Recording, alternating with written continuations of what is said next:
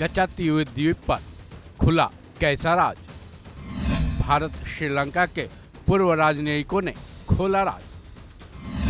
कच्चा-तीव द्वीप को लेकर मोदी कांग्रेस पर है हमलावर।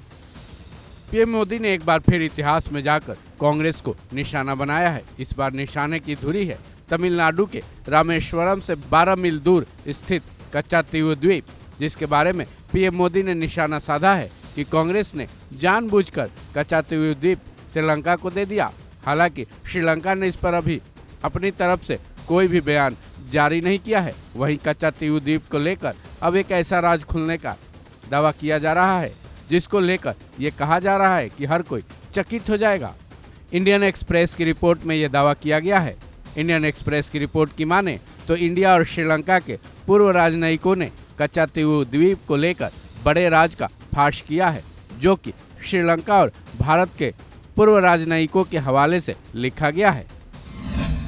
1970 के दशक में इंदिरा गांधी की सरकार की तरफ से यह समझौता सद्भावना में किया गया था, जिसके तहत दोनों देश ने कुछ पाया और कुछ खोया। दोनों देशों ने समझौते पर बातचीत करते हुए अपने अपने रणनीतिक द्विपक्षीय संबंधों के सभी पहलुओं को ध्यान में रखा था। यह समझौता उस समय की वास्तविकताओं के आधार पर हुआ एक लेन देन था। इस समझौते का उद्देश्य दोनों देशों के बीच समुद्री सीमा तय करना था। दोनों देश विवादों को सुलझाते हुए आगे बढ़ना चाहते थे। ये समझौता अच्छी मंशा के साथ किया गया था।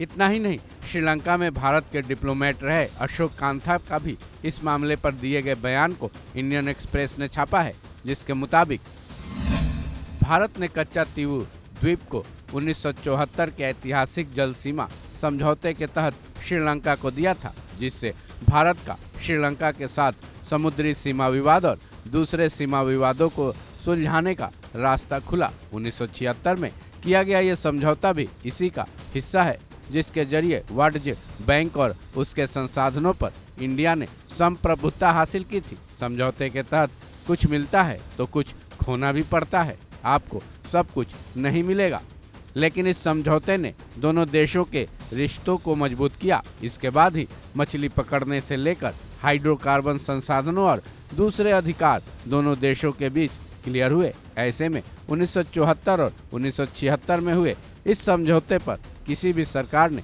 ना तो सवाल उठाए और ना ही चर्चा की। इससे भारत को ही फायदा हुआ है।